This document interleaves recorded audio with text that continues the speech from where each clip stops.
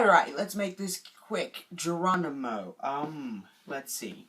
Well, yesterday I did not make a video, and I'm really sorry about that, but I just was not in the mood to make a video.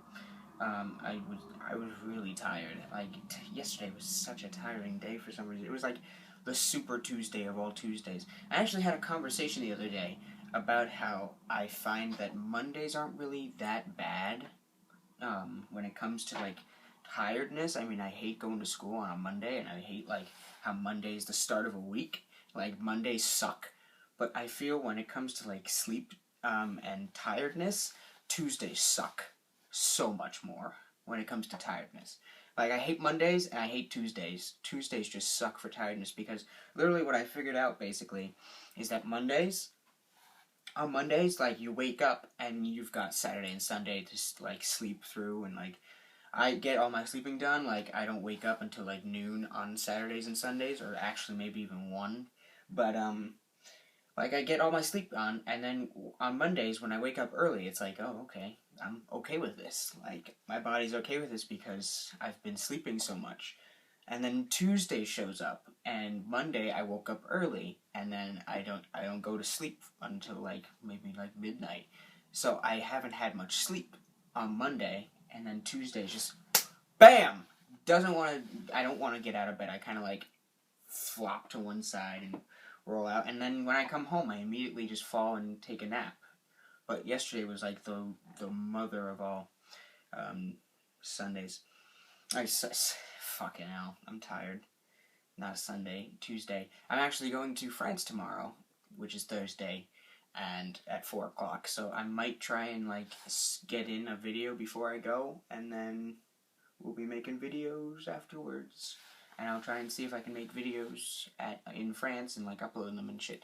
But anyway, so what I wanted to talk to you guys today about, we're already 2 minutes in, and I really want to make this quick because I don't really want to have to sit here and wait for this thing to upload. But okay, so what I wanted to talk to you about was basically, I came up with, I've been taking these sheets of paper in pre-calc. I've been taking these, like, gray sheets of little tiny paper where I got Ronaldo. I made Ronaldo on that.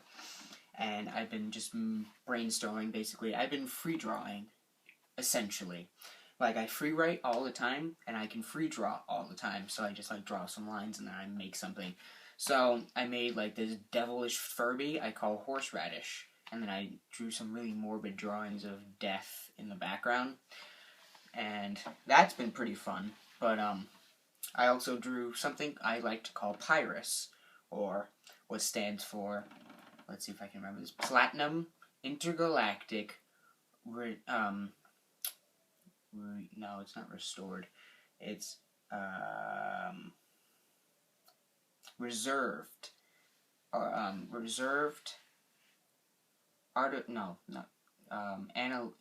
analytically crafted engager. So let's see if I can remember this. Platinum Intergalactic Reserved analytically crafted engager. Now that ship, it's like a spaceship, and it's the T-class 9214, and it's called the Pirace because, like I just said, that's what it stands for. And it's going to be the Legendary Crusaders ship, and it's going to have, like, a bunch of features where, like, it looks like a giant T, that's why it's T-class, so it looks like a giant T. And then it flies this way, like the T way. And then, if it needs to, it can reverse the thrusters and fly with the pointed arrow-looking thing and fly the other way, and then it can flip over and look like a giant T, like the Slave One. Like, if you're a Star Wars fan, like the Slave One, how it flies like this, rather than sideways, or, I mean, upside down. It flies forward and has the thrusters going out in the back, like the T. It can fly like a T, like that way. So it can fly like this. No, it can fly like this, it can fly like this, and it can fly like that. So that's the Pirace, which is going to be pretty cool. And what I made sure of is it's supposed to be like a peaceful kind of ship, like a renegade, what's it called? renegade, refugee kind of ship kind of thing. It can store lots of people, and not like the Millennium Falcon, which is a smuggler ship, but it's like sort of like the Queen kind of ship from the prequels, but so it's like a refugee kind of ship, and it doesn't have weapons. It's not supposed to be like a fighter, like a jet fighter. It's supposed to be like just a transport. It's supposed to be really fast and really sleek, and so it doesn't have like lots of weapons, but it can be turned to attack mode. So what I'm gonna have is gonna be like a glass plane, like a glass pan, and you can like you can look at it and like do things like zoom, zoom, zoom, zoom. And then when you have to go into attack mode, it goes from blue to red. So it'll switch out. Like, basically, my inspiration for that was Iron Man's suit in the Avengers. When he goes into attack mode, he goes from blue to red. Like, when you see his face. Which I thought was really cool, so that's what I'm going to do for that. Other than that, let's see. I watched The Supernatural yesterday. It let me down a lot. I mean, it was a really good episode. It was a good episode. I am going to give it that. It was a great episode, the metafiction one. If you haven't seen it already, yeah.